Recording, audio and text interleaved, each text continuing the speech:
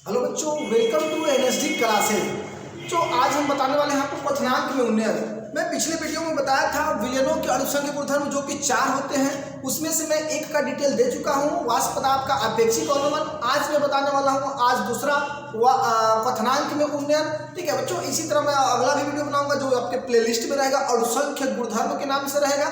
ठीक है, अनुषंख्यक गुणधर्म कितने होते हैं? 4 होते हैं, जो कि एक बता दिया गया है। एक आपका क्या था? एक था वाष्प पदार्थ का अपेक्षिक अवनमन। आज मैं बताने वाला हूं क्वथनांक में उन्नयन किसे कहते हैं। आप पढ़े होंगे कि क्वथनांक के बारे में कि किसी भी द्रव को अगर निरंतर गर्म करते हैं तो एक ऐसा सिचुएशन आता है, एक ऐसी स्थिति आती है जिस पर द्रव उबलना शुरू हो जाता है।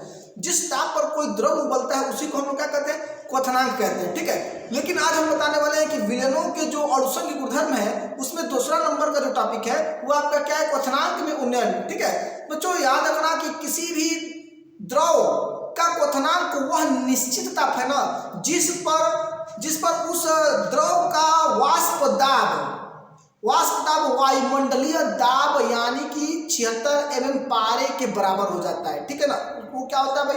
देखिए, विलयन का वाष्प दाब सदैव विलायक के वाष्प दाब से कम होता है, यानी विलायक का वाष्प दाब अधिक होता है।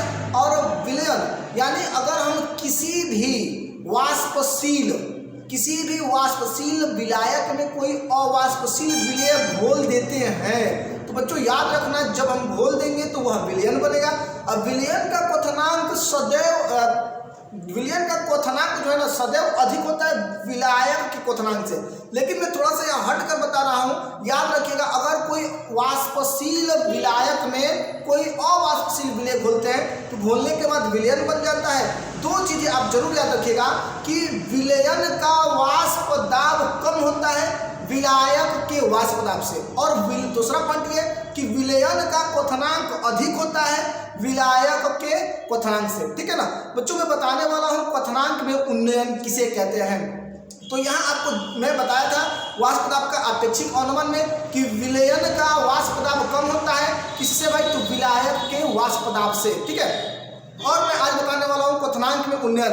तो याद रखिएगा कि विलयन का क्वथनांक सदैव अधिक होता है विलायक के क्वथनांक से। ठीक है ना, तो आप ऐसे कह सकते हैं कि क्वथनांक में उन्नयन किसे कहते हैं? तो आप सीधा कहिए कि अगर किसी वाष्पशील विलायक में कोई अवाष्पशील विलय घोलते हैं तो वह विलयन का वाष्प दाब जो है कम हो जाता है विलायक के वाष्प दाब से। ठीक है, और विलायक का क्वथनांक सदैव विलयन के क्वथनांक से कम होता है। ठीक है, दोनों तरफ से मैं बोला हूँ, याद रखिएगा। यहाँ मैं लिख देता हूँ T0 या T0 में लिखता हूँ T0 माइनस, यहाँ लिखिए मैं लिखूंगा TS और यहाँ मैं लिखूंगा T0 या T0। ठीक है ना, T0 लिख देता हूँ। क्या लिखा हुआ है? विलयन का क्वथनांक सदैव अधिक होता है किससे? विलायक के क्वथनांक से। ठीक है ना, यानी विलयन के क्वथनांक और विलायक के क्वथनांक के अंतर को हम लोग क्या कहते हैं? क्वथनांक में उन्नयन कहते हैं बच्चों। ठीक है ना, क्वथनांक में जो उन्नयन है उसको हम लोग डेल्टा TB से डिनोट करते हैं। ठीक है ना, तो ये हो गया आपका क्वथनांक में उन्नयन। ठीक है ना, क्वथनांक में उन्नयन किसे कहते हैं? तो सीधा बोलिए कि विलायक का क्वथनांक विलयन के क्वथनांक से कम होता है।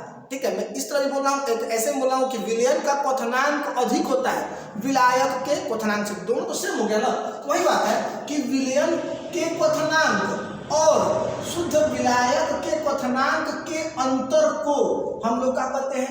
क्वथनांक में उन्नयन कहते हैं। ठीक है बच्चों, आगे मैं बढ़ता हूँ। देखिए, राउल्ट नामक वैज्ञानिक, राउल्ट के अनुसार यहाँ मैं बताता हूँ, राउल्ट ने जो है बताया, राउल्ट के अनुसार मैं बता देता हूँ, राउल्ट के अनुसार जो है ना,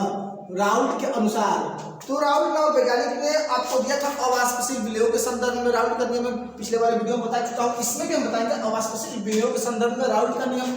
राउल्ट नामक वैज्ञानिक के अनुसार ये जो क्वथनांक में उन्नयन होता है ना बच्चों, ये क्वथनांक में उन्नयन यानी डेल्टा TB क्वथनांक में उन्नयन जो होता है ना वह समानुपाती होता है। किसके समानुपाती होता है? वाष्प दाब के अवनमन को हम लोग किससे डिनोट करते हैं? डेल्टा P से। ठीक है ना, राउल्ट नामक वैज्ञानिक के अनुसार क्या हो गया भाई? ये जो क्वथनांक में उन्नयन डेल्टा TB होता है ना वो किसके समानुपाती होता है? वाष्प दाब के अवनमन के। ठीक है ना, वाष्प दाब के अवनमन के। देखो बच्चों, मैं यहाँ पर यह भी लिख सकता हूँ वाष्प दाब का जो अवनमन डेल्टा पी होता है ना, वो क्या होता है भाई, वह होता है आपका P naught minus P S होता है, P naught minus P S, यानी शुद्ध विलायक के वाष्प दाब और विलयन के वाष्प दाब के अंतर को हम लोग क्या कहते हैं, वो हम लोग कहते हैं वाष्प दाब का अवनमन कहते हैं। ठीक है ना, आगे मैं बढ़ता हूँ। ठीक है, आगे बढ़ता हूँ तो मैं इसके जगह पे इसको भी लिख सकता हूँ बच्चों, इसके जगह पे मैं इसको लिख सकता हूँ, चाहे सीधा मैं बता देता हूँ। ठीक है, यहाँ थोड़ा सा हम देख सकते हैं कि वाष्प दाब किया, या हम जानते हैं, अब मैं आप देखिए पिछले वाले वीडियो में देखिएगा कि जो डेल्टा पी है ना, डेल्टा पी, इसके लिए मैं बता रहा हूँ। ठीक है, कि डेल्टा पी जो है ना वाष्प दाब का अपेक्षित अवनमन है P naught minus P S होता है, P naught minus P S होता है। ठीक है, P naught minus P S होता है, यानी शुद्ध विलायक का वाष्प दाब और विलयन के वाष्प दाब के अंतर को हम लोग वाष्प दाब का अवनमन कहते हैं। और वाष्प दाब का जो अपेक्षित अवनमन होता है बच्चों, ये होता है P naught minus P S अपान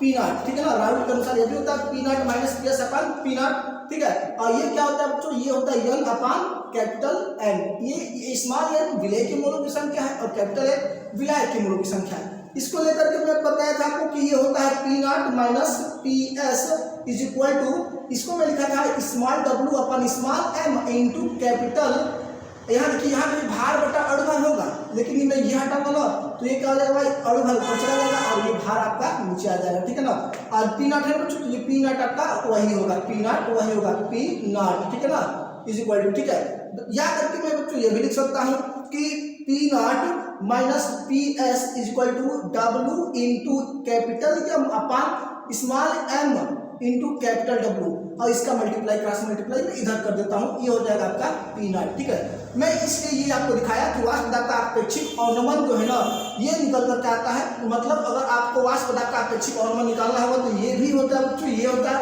इसी से हम लोग ना नीचे वाले भी लिख लेते हैं, यह भी होता है। तो ये बताइए कि अगर मैं बात करूँ इसकी, तो इसको मैं इक्वेशन फर्स्ट कर लेता हूँ। ठीक है, अब हम बात करें तो क्या मैं यह इक्वेशन फर्स्ट विकेट मतलब समीकरण एक से अगर हम देखें तो मैं लिखा हूँ डेल्टा टीबी समानुपात किसको होता है, डेल्टा पी के, यही मैं लिखा हूँ।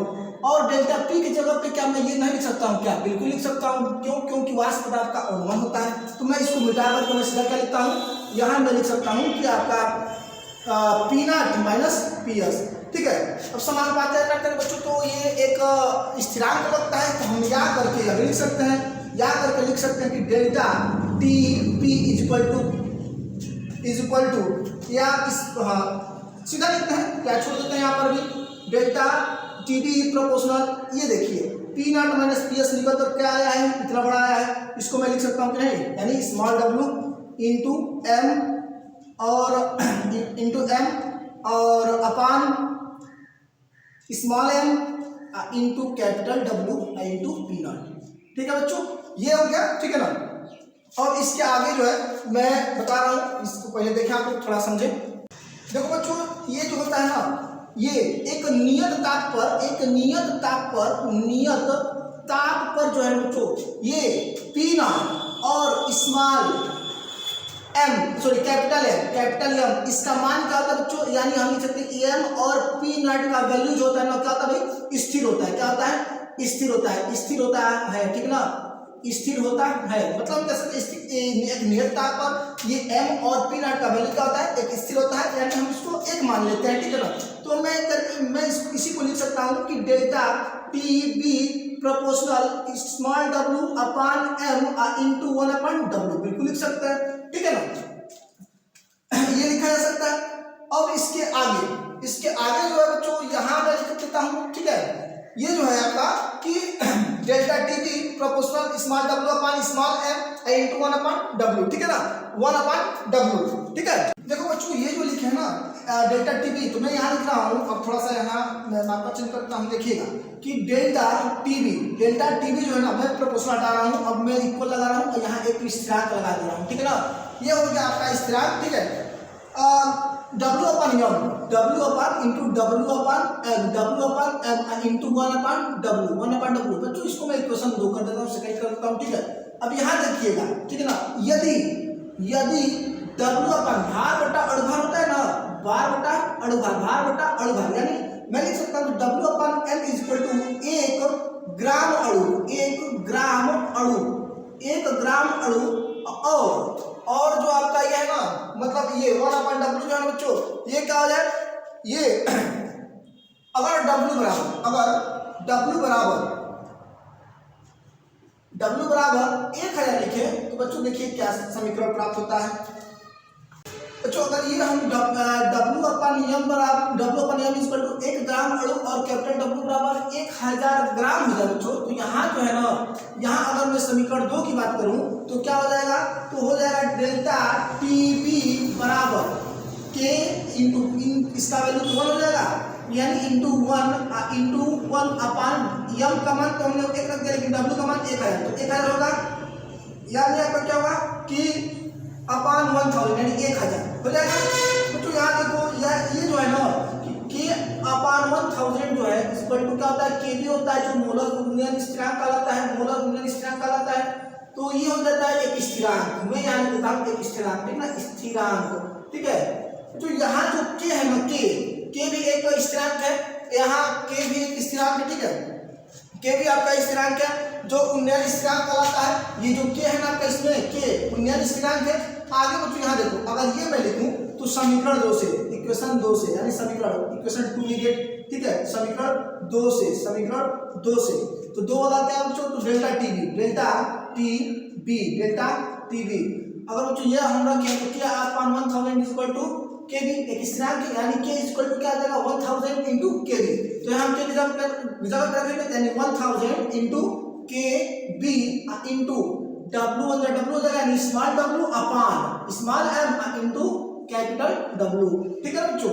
ये हो जाएगा आपका क्या चीज, यहाँ देखेंगे तो ये जो है आपका मोलर उन्नयन स्थिरांक कहलाता है, मोलर उन्नयन स्थिरांक। यहाँ से मैं लिख देता हूँ, यहाँ देखिए ये जो आपका K है ना, यहाँ पर K क्या है भाई, उन्नयन स्थिरांक है, K क्या है आपका उन्नयन स्थिरांक है, क्या है उन्नयन स्थिरांक है, ठीक है। और ये बच्चों हो जाएगा क्वथनांक में उन्नयन से जो है आपका ये इक्वेशन बनता है, ठीक है। अच्छा बच्चों एक कॉमन चीज देखो, मोलरता पढ़े हो ना, मोलरता पढ़े और मोलरता पढ़े, क्या मैं ये लिख सकता हूँ क्या इसके लिए, delta TB is equal to K B into small M, बोले तो ये स्मॉल एम जो है मोलरता है, क्यों पढ़ो ना कि किसी विलयन के 1 kg विलायक में उपस्थित विलेय पदार्थ के मोलों की संख्या उस विलयन की मोलरता कहलाती है, वही लिखे 1000, ठीक है। देखो ऊपर होता है भार बटा अणुभार और नीचे विलायक केजी में, केजी को चेंज करने के लिए 1000 से डिवाइड करते हैं, तो ये डिवाइड जब सॉल्व करते हैं तो ऊपर चला जाता है, तो ये मोलरता हो सकता है कि नहीं, या मैं लिख सकता हूँ कि डेल्टा टीबी प्रोपोर्शनल सीधा m, ठीक है ना, मतलब क्वथनांक में जो उन्नयन होता है ना बच्चों, वो किसके समानुपाती होता है, मोलरता के समानुपाती होता है, ठीक है ना बच्चों। इससे आपका न्यूमेरिकल लगता है, ठीक है। एक बार का ये क्वेश्चन बोर्ड का बनाया हुआ है कि भाई क्वथनांक में उन्नयन से आप क्या समझते हैं, क्वथनांक में उन्नयन का जो भी ये फार्मूला है, डेरिवेशन है, उसको मतलब खाली वो सूत्र को लिखिए और उसमें सन्निहित पदों को समझाइए, मतलब डेल्टा टीबी का है, केबी का है, स्मॉल W क्या है, M क्या है और कैपिटल W क्या है। तो ये आसान है, मैं यहाँ पर बता देता हूँ स्मॉल W जो है बच्चों, यहाँ देखना, यहाँ देखिए क्वथनांक में उन्नयन है, डेल्टा टीबी का है, क्वथनांक में उन्नयन है, और केबी क्या है, मोलर उन्नयन स्थिरांक है, स्मॉल W क्या है, स्मॉल W आपका विलेय का भार है, और स्मॉल m क्या है, विलेय का अणुभार है, कैपिटल W क्या बच्चों, विलायक का भार है, ठीक है ना। आज की वीडियो में ये क्वथनांक में उन्नयन के लिए इतना ही रहने देते हैं, ठीक है ना। जरूर नोट्स बनाइए, शॉर्ट ट्रिक लगाइए, सीधा इस फार्मूले का इस्तेमाल करिए, और इसमें क्या पूछता है, क्वथनांक में उन्नयन पूछता है बच्चों, और कभी कभी आपका ये मोलर उन्नयन स्थिरांक पूछता है। इस फार्मूले से कभी कभी अणुभार भी पूछ देता है कि अणुभार बताइए, तो हम इस फार्मूले का इस्तेमाल करके जो है क्या लगा लेंगे। कम से कम इसमें से 3 से 4 नंबर का आपका क्वेश्चन बनाता है, 4 नंबर का क्वेश्चन बनाता है इससे, ठीक है।